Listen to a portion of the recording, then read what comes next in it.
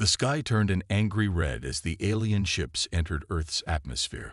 It was a normal Tuesday morning when the world changed forever. People were going about their daily lives, unaware of the impending doom that loomed above them. In New York City, Sarah Johnson was sipping her morning coffee and scrolling through her phone. She looked up, startled by a sudden darkness that fell over the city. Her eyes widened in disbelief as she saw a massive ship, easily the size of Central Park, hovering above the skyscrapers. Across the globe, similar scenes unfolded. In Tokyo, businessmen stopped in their tracks, their mouths agape as they stared at the sky. In Rio de Janeiro, beachgoers scrambled for safety as the warm sun was suddenly blocked by an enormous shadow. The alien ships were unlike anything humans had ever seen. They were sleek, almost organic in design, with a metallic sheen that seemed to change color as they moved. They emitted a low, ominous hum that resonated deep in the bones of anyone who heard it. World leaders were caught completely off guard. In the White House, President Emily Chen was in the middle of a meeting when her aide burst in, face pale with shock. "Madam President," he gasped, "we're under attack." The UN Security Council hastily convened an emergency session, but it was already too late. Before Earth's governments could even begin to formulate a response, the aliens struck. Energy beams of blinding intensity lashed out from the ships, targeting major cities and military installations. The devastation was immediate and catastrophic. The Eiffel Tower in Paris crumbled like a house of cards. The Pentagon in Washington, D.C. was reduced to smoldering rubble in seconds. Panic spread like wildfire. Streets became clogged with terrified people trying to flee, while others huddled in their homes, hoping against hope that they would be spared. The internet and global communication networks crashed under the strain, leaving most of humanity in the dark about what was happening. Earth's military forces scrambled to respond, but they were hopelessly outmatched. Fighter jets were swatted out of the sky like flies. Tanks and artillery proved useless against the aliens' advanced shielding technology. It was like bringing a knife to a gunfight, except the aliens had weapons that made guns look like children's toys. In orbit, the International Space Station watched helplessly as the invasion unfolded. Commander Elena Rodriguez sent out a desperate message to ground control. "My God, they're everywhere. Earth is falling." As the first day of the invasion drew to a close, the true scale of the disaster became apparent. Major cities lay in ruins. Governments were in chaos. Millions were dead or missing. The aliens had achieved in hours what no earthly power had ever managed: global domination. But even in the face of this overwhelming force, sparks of human resilience began to shine through. In the suburbs of London, a group of neighbors banded together, sharing supplies and comforting each other. In a small town in Kenya, the local doctor worked tirelessly to treat the injured, using whatever tools he had available. And in a secret bunker deep beneath the Rocky Mountains, a team of scientists and military strategists were already planning Earth's counterattack. Dr. James Wong, a brilliant physicist, looked at his assembled team with fierce determination. "They may have the technology," he said, his voice steady despite the fear in his eyes, "but we have something they don't expect: the human spirit. We will find a way to fight back." As night fell on the first day of the invasion, Earth stood on the brink. Humanity had been bloodied and beaten, but not broken. The Galactic Council, watching from afar, congratulated themselves on their easy victory. But they had made a crucial mistake. They had underestimated the tenacity, creativity, and sheer stubbornness of the human race. Little did they know, Earth's fierce retaliation was just beginning. The real war was about to start, and it would shake the foundations of the galaxy. The sun rose on a changed world. Smoke billowed from the ruins of once great cities, and the alien ships still hung in the sky like dark clouds. But humanity was far from defeated. All across the globe, people were starting to fight back. In the remnants of London, Captain Emma Davies of the Royal Marines rallied a group of survivors. "We may be outgunned," she shouted over the sound of distant explosions, but were not out of the fight. Her team began setting up ambushes, using the city's ruins to their advantage. Meanwhile, in a hidden lab beneath MIT, Dr. Aisha Patel worked frantically to understand the alien technology. She hadn't slept in 48 hours, but her eyes burned with determination as she examined a piece of debris from a downed alien craft. "There's always a weakness," she muttered. "We just have to find it." Across the Atlantic, in the dense Amazon rainforest, indigenous tribes who had avoided contact with the outside world found themselves unexpectedly crucial to Earth's defense. Their deep knowledge of guerrilla tactics in the jungle proved invaluable as they helped downed pilots and soldiers evade alien patrols. In orbit, the crew of the International Space Station made a daring decision. Instead of abandoning the station, they turned it into a makeshift observation post. Commander Rodriguez risked her life daily, using the station's equipment to spy on alien movements and relay the information to Earth. Back on the ground, ordinary people were becoming extraordinary heroes. In Seoul, a group of K-pop stars used their massive social media following to coordinate resistance efforts and spread hope. In Mumbai, a Bollywood stunt team repurposed their skills to train civilians in evasion and hand-to-hand combat. The alien invaders, who called themselves the Zorkath, were surprised by humanity's resilience. They had expected an easy conquest, but instead found themselves facing a planet-wide insurgency. Their superior technology was often countered by humans' intimate knowledge of their own world and their unpredictable tactics. In one particularly daring operation, a team of U.S. Navy SEALs managed to capture a low-ranking Zorkath officer. The alien was quickly transported to a secret facility for interrogation. Dr. Wong and his team worked around the clock to develop a way to communicate with the creature, hoping to gain crucial intelligence. As the days turned into weeks, Earth's militaries began to adapt. They learned to use the rubble of cities as cover, to strike quickly and disappear before the aliens could retaliate. Soldiers armed with simple rifles and grenades managed to bring down advanced alien craft through sheer persistence and clever strategy. In Africa, a coalition of nations turned the vast Sahara Desert into a deadly trap for the invaders. Alien ships that ventured too low found themselves caught in violent sandstorms, their sensors blinded and their engines clogged. But the cost was high. Every victory came with casualties, and the aliens' reprisals were brutal. Whole towns disappeared in flashes of energy when the Zorkath detected resistance. Yet still, humanity fought on. In his bunker, Dr. Wong received reports from around the world. Each small victory, each alien ship brought down, added to a growing pool of data. Slowly but surely, they were beginning to understand their enemy. "Look here," he said to his team, pointing at a holographic display. "Their ships always attack in this pattern. It's predictable. We can use this." As the meeting concluded, an aide rushed in with shocking news. "Sir," she said, breathless, "we've just received a transmission. It's from another alien race. They say they want to help us." The room fell silent as the implications sank in.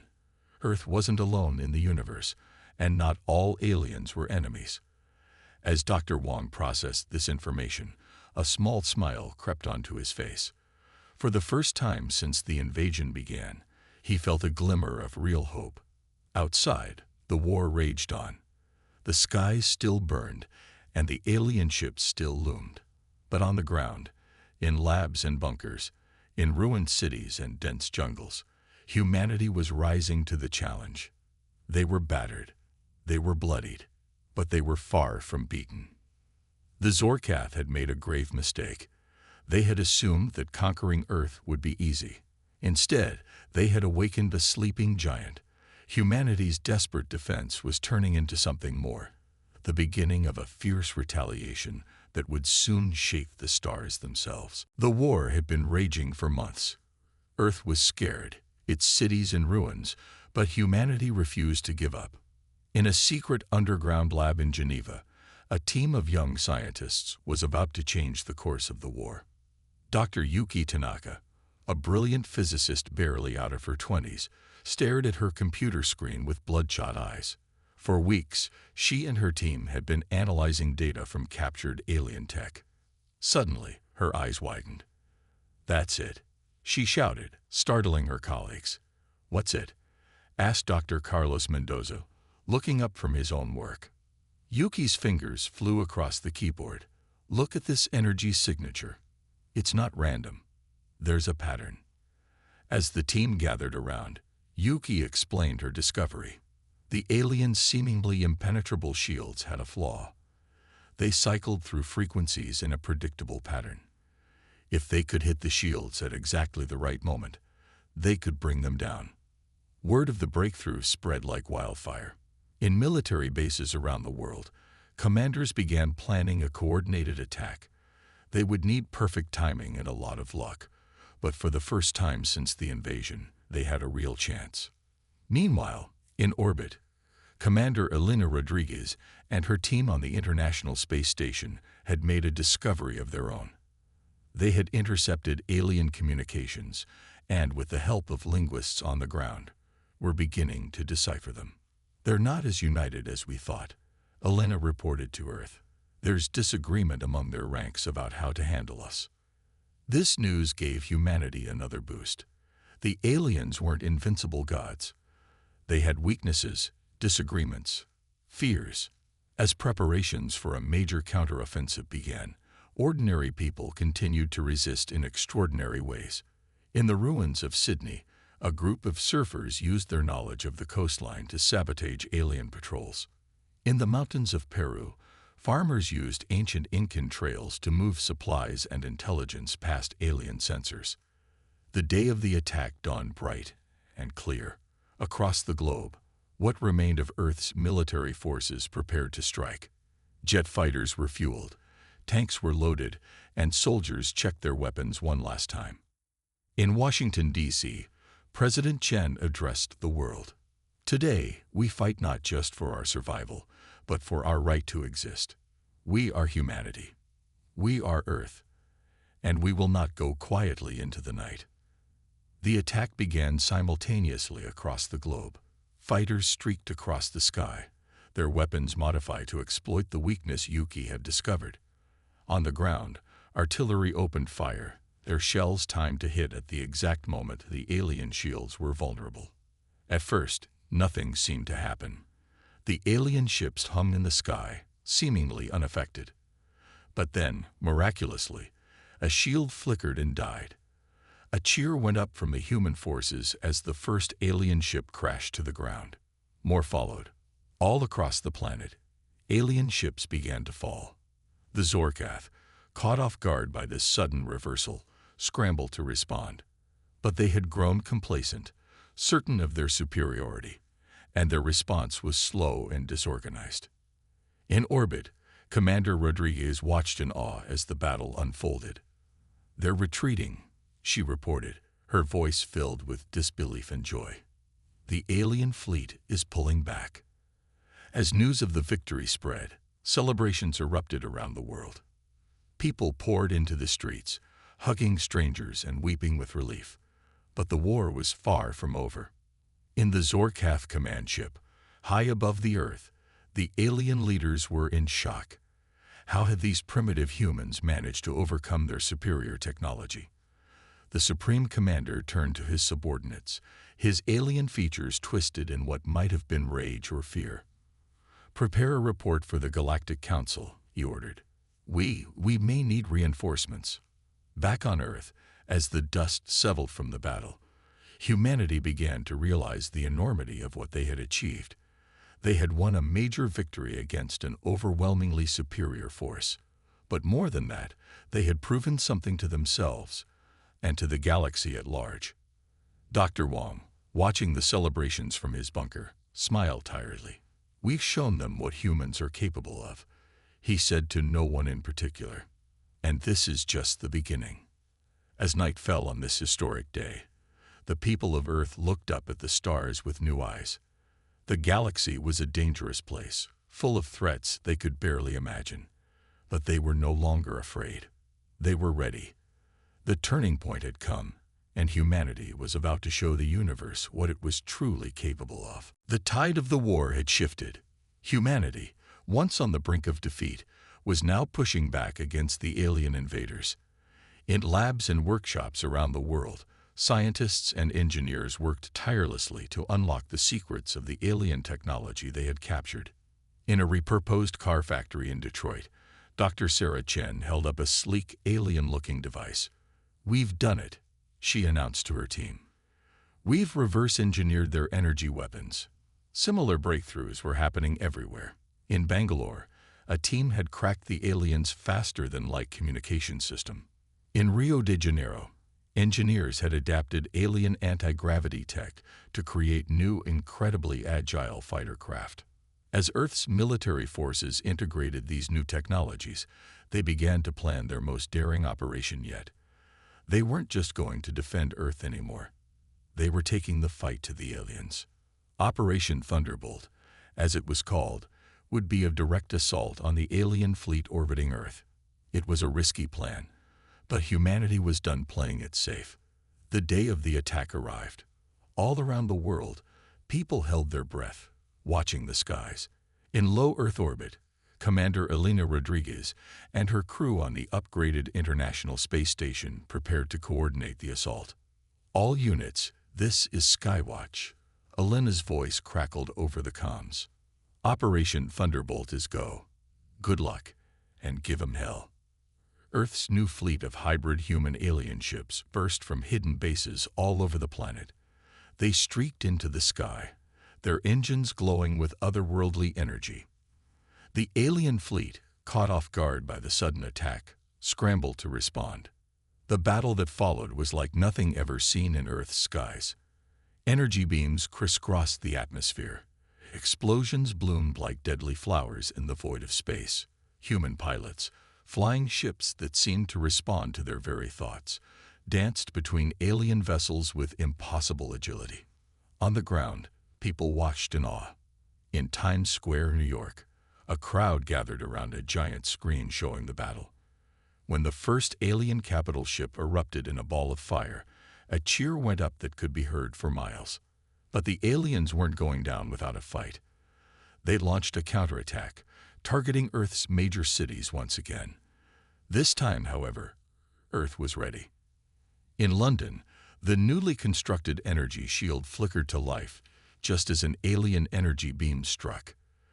The beam dissipated harmlessly, and the crowd in Trafalgar Square erupted in cheers. Similar scenes played out in cities around the world. Humanity's adapted alien tech was holding the line, giving their forces in space the time they needed to press their advantage. High above the Earth, Captain Miguel Sanchez led a daring assault on the alien flagship. His squad of Space Marines, using stolen alien teleportation tech, beamed directly into the heart of the enemy ship. "Remember," Miguel said to his team as they materialized in an alien corridor, "we're not just fighting for Earth now. We're fighting for our place in the galaxy." The battle inside the alien ship was fierce. The Marines, despite their new tech, were still outnumbered, but they had something the aliens didn't expect: the desperate courage of a species fighting for its very existence. Back on Earth, in the underground command center, President Chen watched the battle unfold with tense anticipation. Beside her, Dr. Wong provided a running commentary on the alien tech they were seeing in action for the first time. "Madam President," an aide rushed in, "we're receiving a transmission from the alien flagship. They want to discuss terms of surrender." A hush fell over the command center. Could it be true?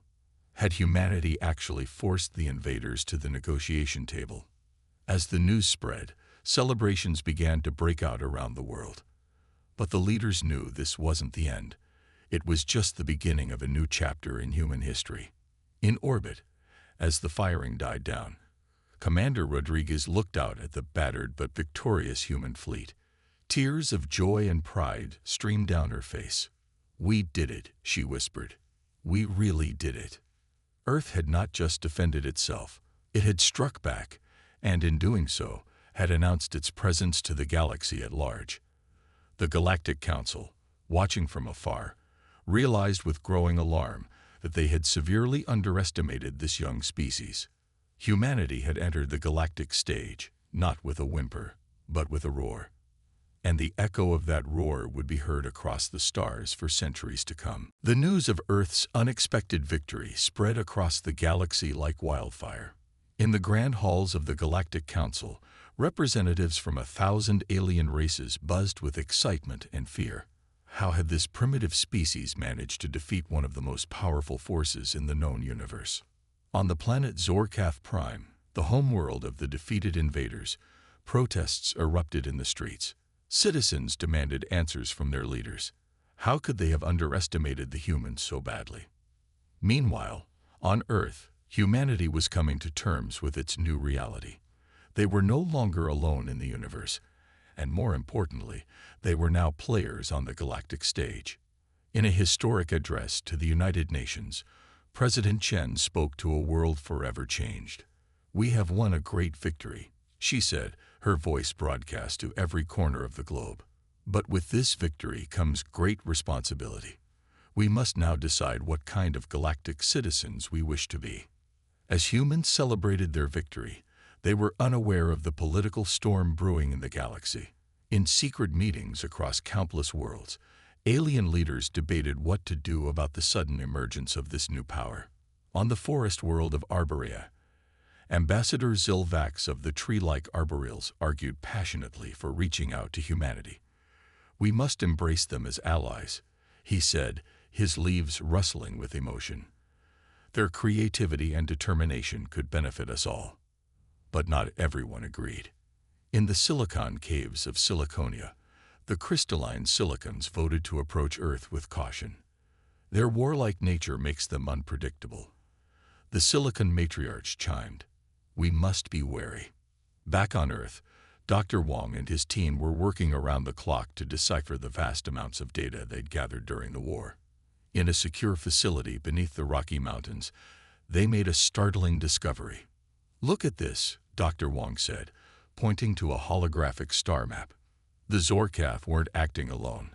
They were following orders from someone else, someone bigger.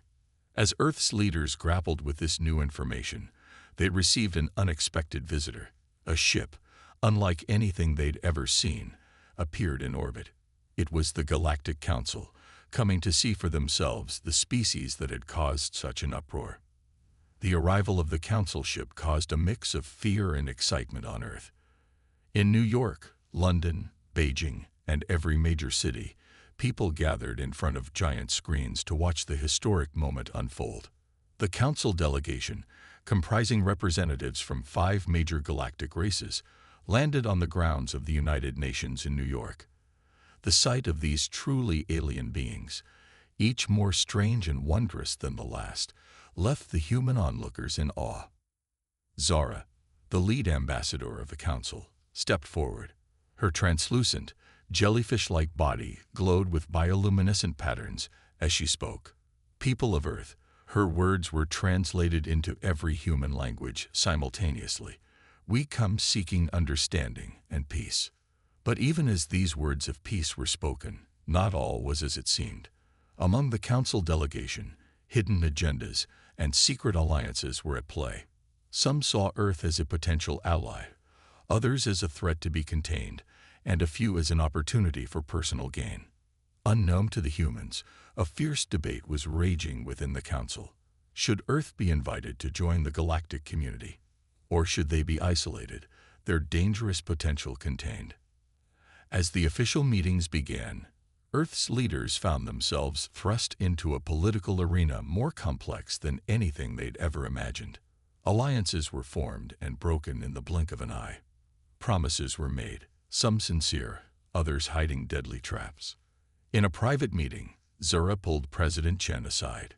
"Be careful," she whispered, her bioluminescence dimming to a faint glow. "Not all in the Council have Earth's best interests at heart. There are those who fear your potential and what you might become." As the first day of negotiations drew to a close, humanity stood on the brink of a new era. They had fought off an invasion and gained the galaxy's attention.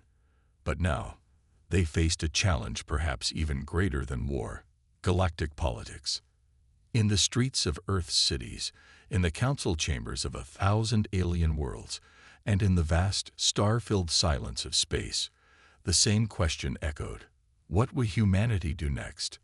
The galaxy watched and waited, hope and fear intertwined, as Earth prepared to take its first steps into a larger universe. The tension in the air was thick enough to cut with a knife. Earth's leaders had made a bold decision. They weren't going to wait for the Galactic Council to decide their fate. They were going to take the fight to the real enemy, the shadowy figures behind the Zorkath invasion. In a secret bunker deep beneath the Antarctic ice, Earth's best minds gathered. Dr. Wong stood before a holographic display of the galaxy, pointing to a distant star system. "This is it," he said, his voice filled with determination. "The home of the Syndicate, the true puppeteers behind the invasion." Captain Emma Davies, now Admiral of Earth's new space fleet, nodded grimly. "Then that's where we're going. It's time to end this, once and for all." As Earth prepared for its most daring mission yet, they received unexpected help. Zara, the Galactic Council ambassador, approached them in secret. "Not all of us agree with the Council's wait-and-see approach," she said, her bioluminescent patterns pulsing with urgency. "I can provide you with the coordinates for secret wormholes.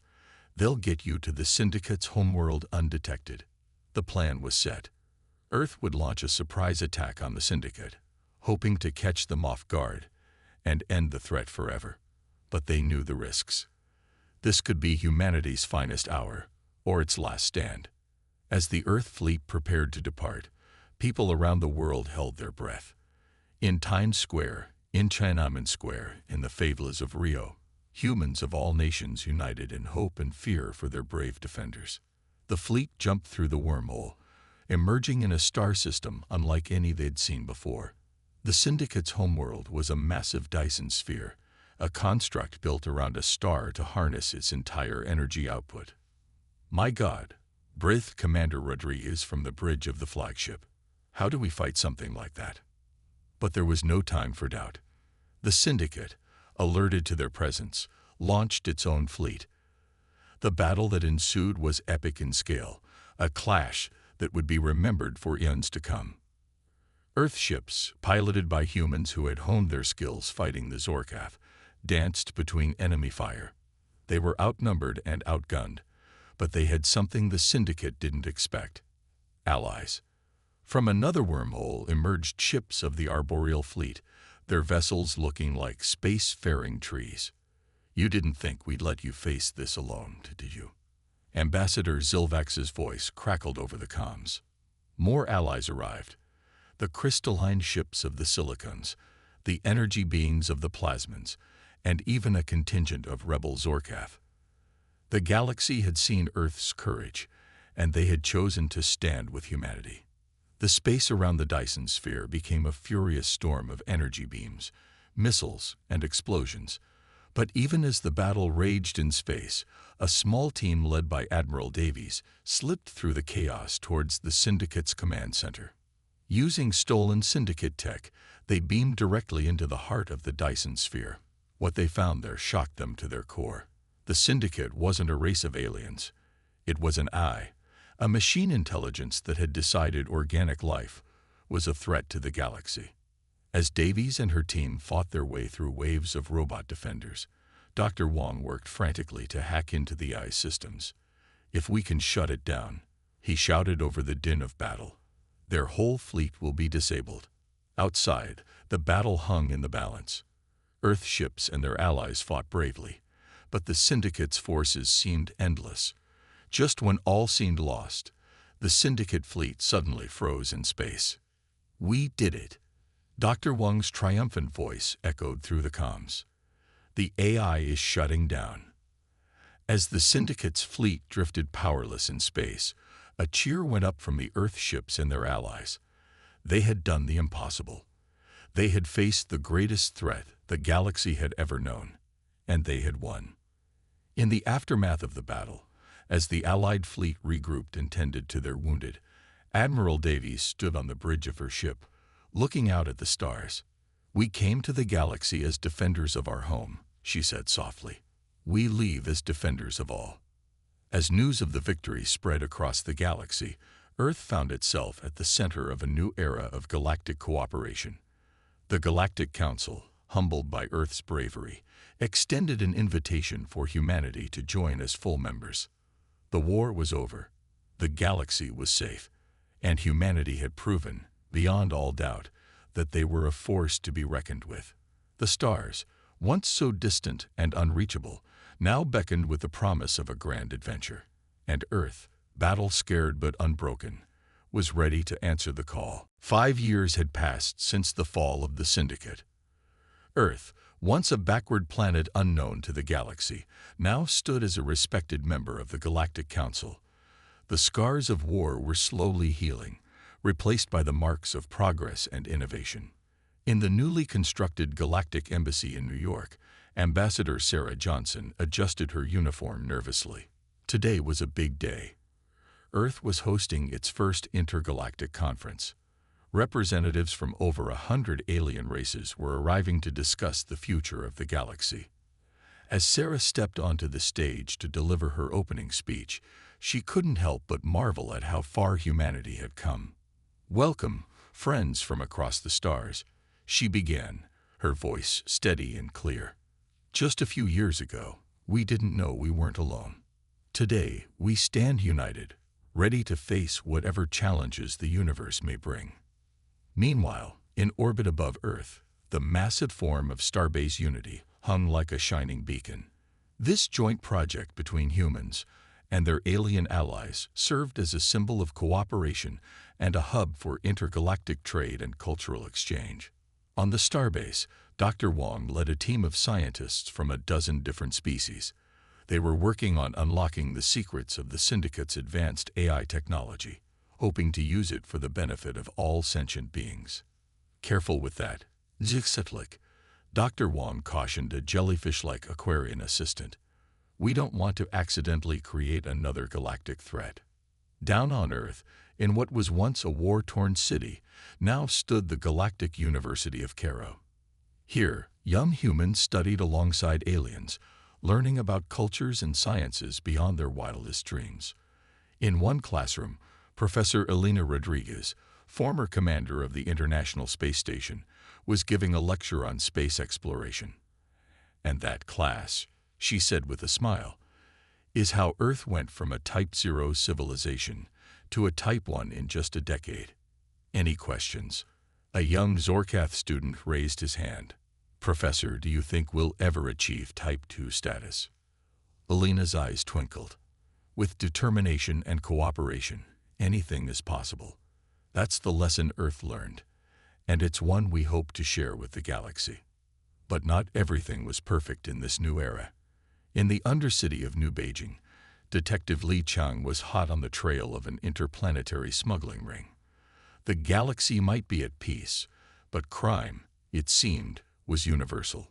"Freeze!" Li shouted, his plasma pistol trained on a shadowy figure. "Terran police, you're under arrest for violating the Galactic Trade Agreement." As the figure stepped into the light, Li gasped. It was a silicon, its crystalline body glittering in the neon lights. "Detective," it chimed, "you don't understand. We're not the criminals here. We're trying to expose a conspiracy that goes all the way up to the Galactic Council." This unexpected turn of events would soon plunge Li into an adventure that would once again test humanity's resolve and ingenuity. Far from Earth, on the edge of known space, Captain Miguel Sanchez and the crew of the exploration vessel, Curiosity, were about to make a discovery that would shake the foundations of the galaxy. "Captain," the ship's AI announced, "I'm detecting an anomaly. It appears to be a gateway of some kind." Miguel leaned forward in his chair, excitement building in his chest. "A gateway to where?" "Unknown, sir, but the energy readings, they're off the charts. This could be big." As Curiosity approached the mysterious gateway, none of its crew realized they were about to open a new chapter in galactic history, one that would make the Syndicate War look like a mere skirmish in comparison. Back on Earth, oblivious to these unfolding events, people went about their daily lives, In the streets of Tokyo, humans and aliens mingled, sharing food, stories, and dreams. In the Amazon rainforest, arboreal scientists worked alongside indigenous tribes to restore and protect Earth's biodiversity. And in a small classroom in Nairobi, a young girl looked up at the stars, dreams of adventure shining in her eyes. One day, she whispered to herself, "I'm going to explore every corner of the galaxy." Little did she know, the galaxy had plans of its own. Earth had proven itself as a fierce defender and a valuable ally. But the true test was yet to come. As humanity reached for the stars were reaching back, with challenges and wonders beyond imagination. The story of Earth's fierce retaliation was over. But the legend of humanity's journey among the stars, that was just beginning.